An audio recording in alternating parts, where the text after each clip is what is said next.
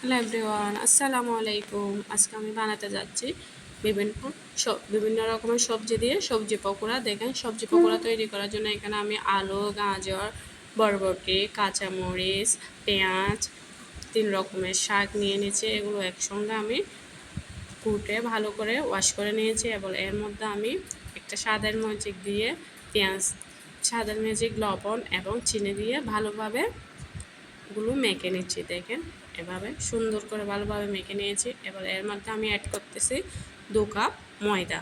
দেখেন, 2 কাপ ময়দা অ্যাড করতেছি।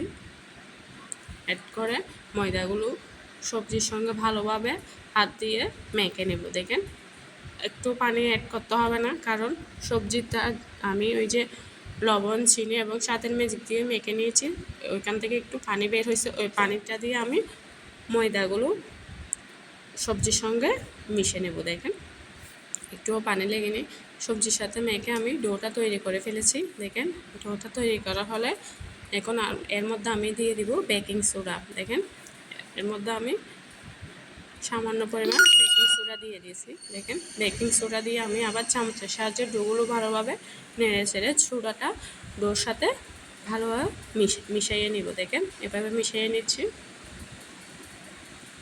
পর আমার ডোটা আমি রেস্টে দিয়েছি 5 মিনিটের জন্য।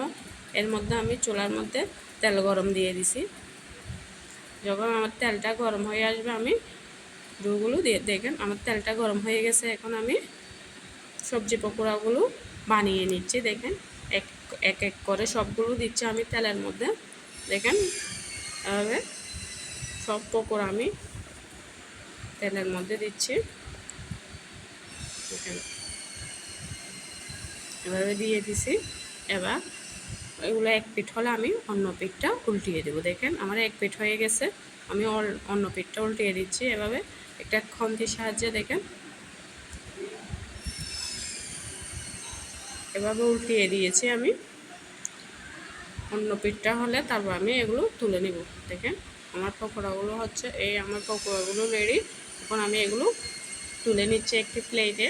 দেখেন, নিচে একটি প্লেটে তুলে নিচ্ছি। এভাবে আমি সব পকোড়াগুলো প্লেটের মধ্যে তুলে নেব। দেখেন, আমার সবজি পকোড়া রেডি। এখন আমি অন্যগুলো ভেজে নিচ্ছি। এই যে আমি অন্যগুলো তেলে দিয়ে দিছি, এগুলো হচ্ছে আমার, এগুলো রেডি। দেখেন, আমার পকোড়া রেডি। আপনাদের থেকে যদি আমার রেসিপিটা ভালো লেগে থাকে অবশ্যই বাসায় ট্রাই করে দেখবেন। তো আজকে এতটুকুতে শেষ। কোথা হাফেজ।